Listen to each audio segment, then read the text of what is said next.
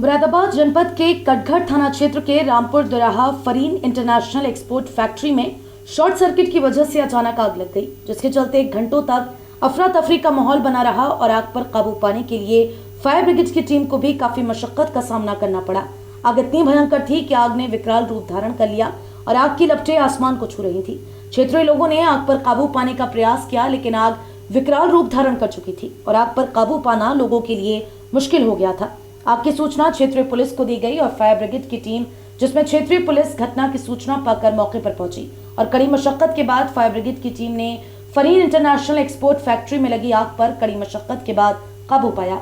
मौके पर पहुंची पुलिस जांच में जुटी हुई है, लेकिन अभी आग लगने का कोई भी सुराग पुलिस को नहीं मिल पाया है। बताया जा रहा है कि फरीन इंटरनेशनल एक्सपोर्ट फैक्ट्री में लगी आग से लाखों रुपए का माल जलकर राख हो गया है और काफी नुकसान हुआ है, जिससे फरीन इंटरनेशनल एक्सपोर्ट फैक्ट्री के स्वामी गहरे सदमे में है। देर रात लगभग 12:15 बजे हमारे fire service control room Hallet road पर सूचना प्राप्त हुई कि रामपुर रोड पर एक फैक्ट्री में आग लगी है। इस सूचना पर तत्काल हमारी जो निकटतम फायर स्टेशन कटघर है, वहाँ से FSO के साथ में 2 गाड़ी रवाना हुई। जैसे ही FSO साहब हमारे घटनास्थल पर पहुँचे तो देखा कि आग की लपटें काफ़ी तेज़ी से बढ़ रही थी और आग भयंकर रूप से फैली हुई थी। उसके बाद तत्काल FSO साहब ने मुझे अवगत कराया कि साहब एक बड़ी आग लगी है। तत्काल मैंने हैलेट रोड से 2 गाड़ी रवाना किया। FSO हैलेट रोड को भी निर्देशित किया, वो भी पहुँचे तथा तत्काल रात में ही मैं भी पहुँचा। जाकर के देखा कि काफ़ी आग फैली हुई थी।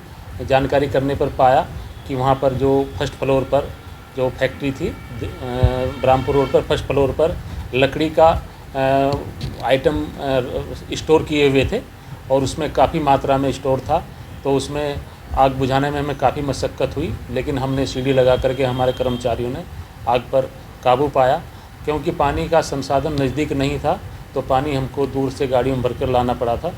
और आपके माध्यम से अनुरोध करना चाहूँगा कि फायर का सीज़न चल रहा है और फायर के प्रति अलर्ट रहें। जो भी ऐसे व्यावसायिक संस्थान हैं उनको फायर सर्विस के मानकों का अनुरूप करते हुए ही उनका संचालन किया जाए।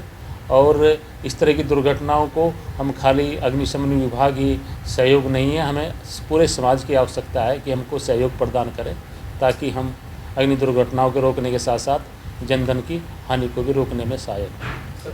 देखिए, जैसे आग लगी थी, आग से ऐसा प्रतीत होता है कि आग काफ़ी पहले लगी होगी, देर रात में लोग उसको देख नहीं पाए, आइडेंटिफाई नहीं कर पाए हैं। तो फर्स्ट फ्लोर में पूरी तरह से आग फैल गई थी।